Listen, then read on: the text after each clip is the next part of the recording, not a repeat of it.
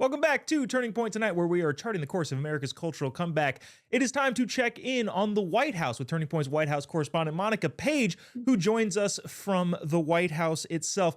Monica, I saw that the Prime Minister of Ireland was here. I don't think that RFK was trying to get him to ban Red Dye 40 from Lucky Charms, but I can't confirm that that's the real reason why he's here.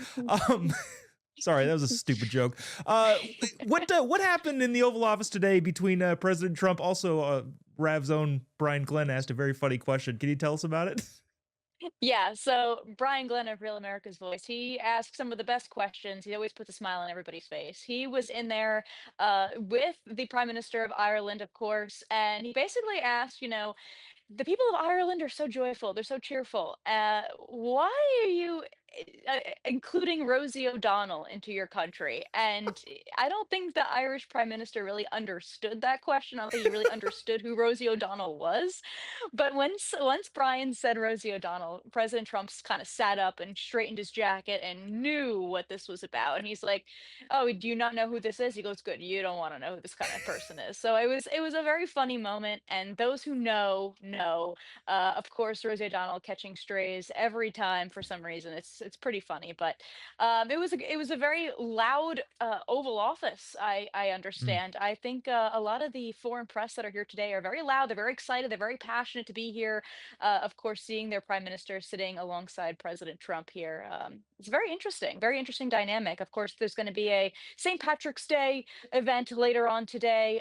There's been St. Patrick's Day events happening all day, celebrating a little bit early. So we'll see. We'll see what comes out of the event later today.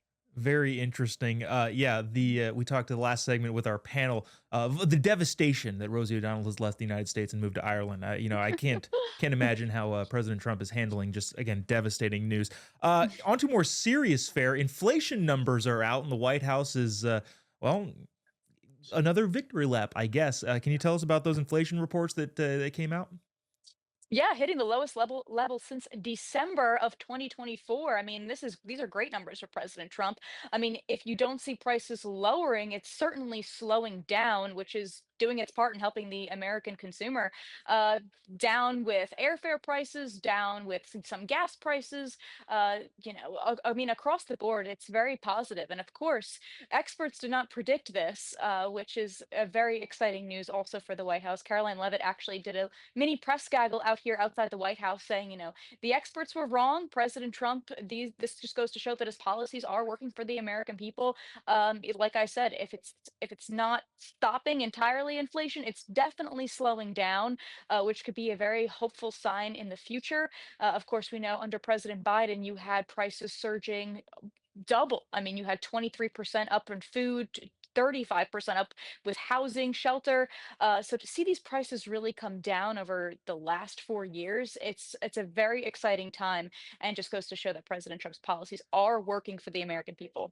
Yeah, I really appreciate you earlier on in the answer delineating between inflation rates and prices because I think for some reason the mainstream media acts like, well, inflation rate is directly tied to prices. So if inflation down, that means prices are going to go all the way back down, which is just, that's not how it works. The Biden administration kind of screwed it up for everybody, and this is just doing damage control. So glad the inflation rate is down in the country. Monica Page, really appreciate you taking the time. We will talk to you tomorrow. Always great to be here. Thanks so much, Joe Bob. Always a great time chatting with Monica Page, Turning Point's White House correspondent. Let's bring our panel back in because this is one of the funnier videos that I've seen on the internet as of late. Now, if you're watching this show, I'm just going to take a leap in the dark here. There's a good chance that you don't know and have never heard of one Lil Yachty.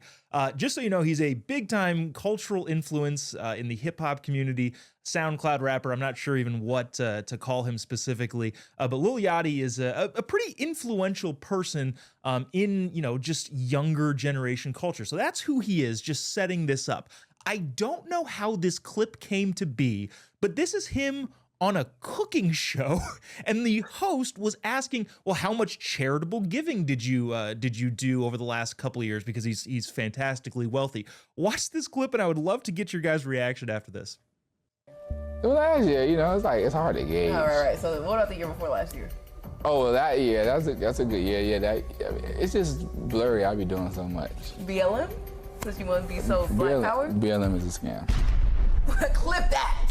Send it to the fucking news. BLM was literally a scam. They had bought mansions, and you probably wouldn't know anything about it because you don't care about black people. You don't follow black I do care about black people. Look at my chocolate. You're mad. It's a disguise. You're mad. I think I'm literally the most pro-black person in this room. Because you have an all-white staff? They're not white. They're POC. Okay. Thank you. What? Don't laugh. I do have a gay, so I also am. Gay? Again, I don't even know how this came about, but then like she's like, oh yeah, look at the staff is, you know, people of color. He's like, well, I'm gay. Like, who cares? But he was referring to Patrisse Cullors, one of the founders of the BLM racket that bought a $6 million house in Los Angeles and paid her brother hundreds of thousands of dollars to be a security officer. Elizabeth, considering the fact that maybe you're neighbors with Patrisse Cullors, but I can't imagine there's a lot of people wealthy enough to live in the non-profit Patrisse Cullors neighborhood with that $6 million mansion. What do you make of even some prominent cultural figures recognizing that BLM is a scam? It's about time. It was a scam from the beginning. With all the black squares on Instagram, again, another thing that brought me into politics. People didn't know where their money was going. It was a shakedown. And they spent all this money.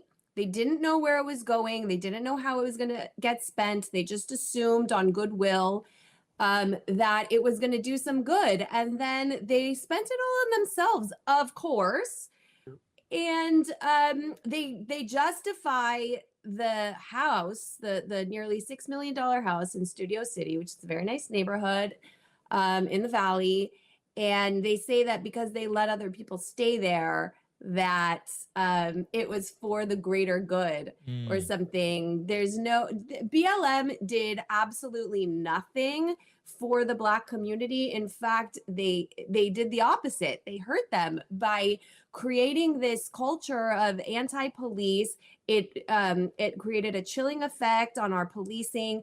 LAPD still, even though we had to fight against what they did to defund the police years ago, now we have a budget, but we can't staff our police department. We have a ridiculous ratio of police officers to citizens, residents in the city of LA.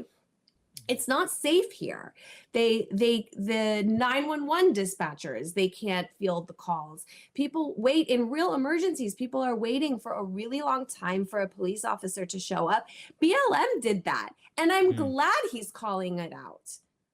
Yeah, no, it's a great thing to hear. Jordan, in 2020, BLM raised $90 million. Then 2021 to 2023, about $15-ish million. 2024 projected about $4 million. In other words, there's a big old drop off going on with BLM donors. One thing I'm curious about, who are these people that are still donating several $1 million to BLM? But two, do you think they're going to ever recover, or will more people like Lil Yachty speak truth into existence and recognize that they're a scam and they were always a scam?